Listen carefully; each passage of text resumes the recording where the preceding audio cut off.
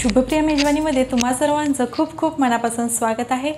आज आपण मुलांच्या डब्यासाठी पौष्टिक असा बीटाचा पराठा कसा बनवायचा ते पाहणार आहोत। आणि ह्याची जर तयारी तुम्ही आदल्या दिवशी करून ठेवली तर अगदी 5 ते 10 मिनिटात हा पराठा जो आहे तो बनवून तयार होतो। आणि तो कसा बनवायचा चला तर पाहूयात। बीटाचे पौष्टिक असे पराठे बनवण्यासाठी इथे मी बीट जे आहे ते त्याचा साल काढून अशा पद्धतीने तुकडे करून घेतलेले आहेत। हे बघा, साल काढून घ्यायचा आहे आणि तुकडे करून घ्यायचे आहेत। साधारण मध्यम आकाराचा एक बीट जे आहे तो इथे मी वापरलेला आहे। आता आपण हे जे बीटाचे तुकडे केलेले आहेत ते ह्या मिक्सरच्या भांड्यामध्ये घालून घेऊयात। आणि बीटाचे तुकडे मिक्सरच्या भांड्यामध्ये घातल्यावर ह्यातच आपल्याला हिरवी मिरची घालायची आहे। आता इथे तुम्हाला कितपत तिखट हवं आहे त्या प्रमाणात हिरवी मिरची घालायची आहे।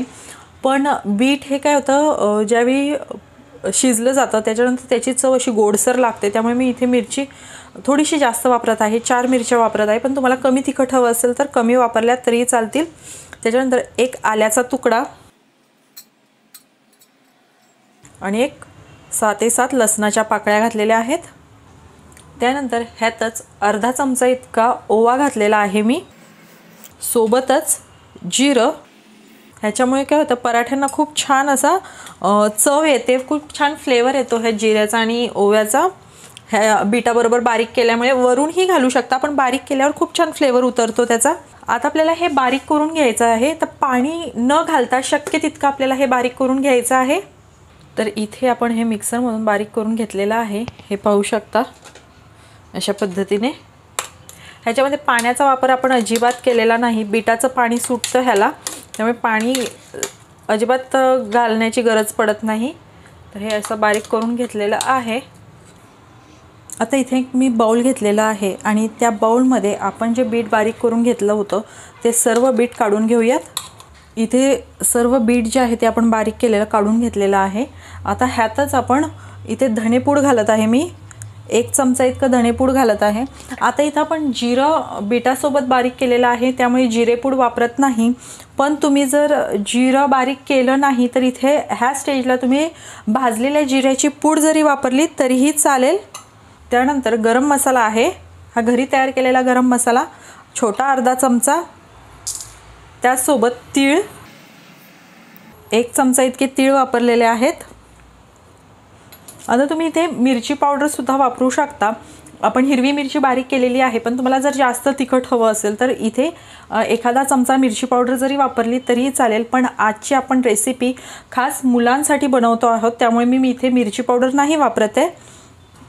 त्यासोबतच आपण घालणार आहोत मीठ चवीप्रमाणे।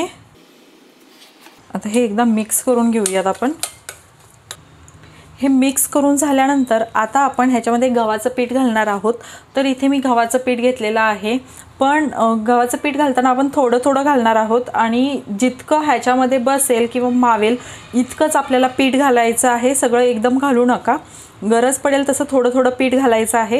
ह्याच्यामध्ये पाणी आपण अजिबात वापरणार नाही, कारण बीटाचं पाणी सुटतं, त्यामुळे पाणी वापरण्याची गरज पडत नाही। जितकं ह्याच्यामध्ये बसेल इतकंच आपण पिठाचा वापर करणार आहोत।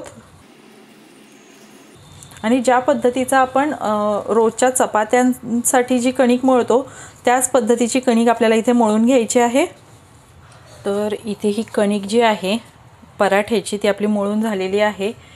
तुम्ही बघू शकता ही अशा पद्धतीने आपण मळून घेतलेली आहे। आणि ही अशी मळून तुम्ही आदल्या दिवशी फ्रीजमध्ये ठेवू शकता आणि सकाळी झटपट ह्याचे पराठे बनवून मुलांच्या डब्याला देऊ शकता। आता ही आपण एक 10 मिनिटं बाजूला ठेवून देऊयात।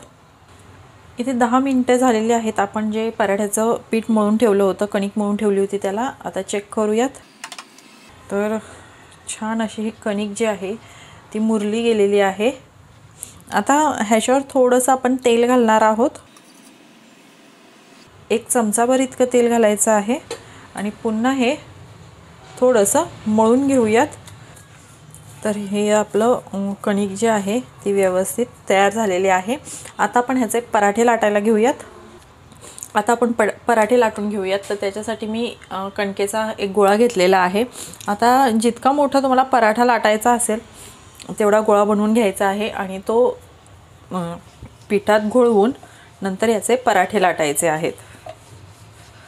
ज्या पद्धतीने आपण चपाती लाटतो एकदम त्या पद्धतीचेच आपल्याला लाटून घ्यायचे आहेत.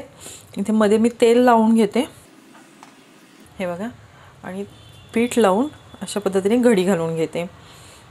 ह्याने काय होतं, पराठे जे आहेत ते आपले छान असे मऊ असं होतात, छान त्याला लेअरसुद्धा सुटतात असं केल्यामुळे. पण तुम्हाला नसेल करायचं तर तुम्ही डायरेक्ट चपाती लाटली तरीही चालेल, घडी न घालता.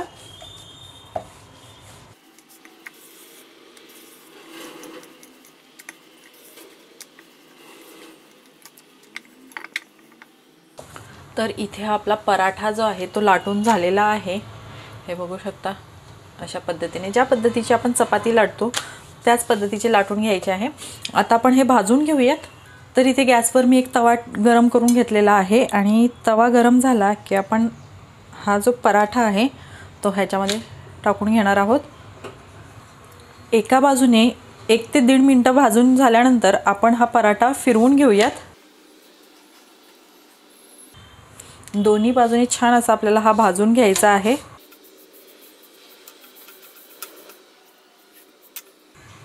तेल लावून घेऊयात. तर इथे तुम्ही तूपसुद्धा लावू शकता, पण आपण डब्याला देणार आहोत त्यामुळे शक्यतो तेल लावायचं.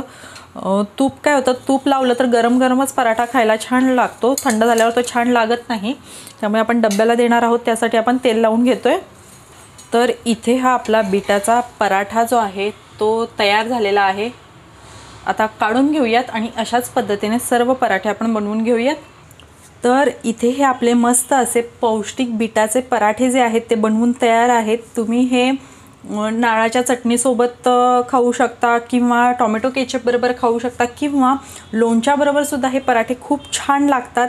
आणि काहीच नसेल तर तुम्ही हे असेच सुद्धा पराठे खाऊ शकता, कारण आपण ह्याच्यामध्ये मिरची, आलं, लसूण, जिरं वगैरे घातलेलं आहे, त्यामुळे हे नुसते खायला सुद्धा खूप छान लागतात, चवीला खूप छान लागतात. तर तुम्ही अशा पद्धतीने नक्कीच बनवू शकता.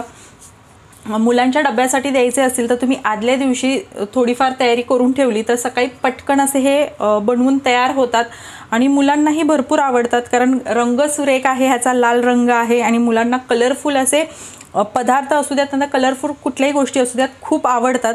त्यामुळे तुम्ही मुलांना नक्कीच देऊ शकता, मुलं आवडीने खातील असा हा पदार्थ आहे.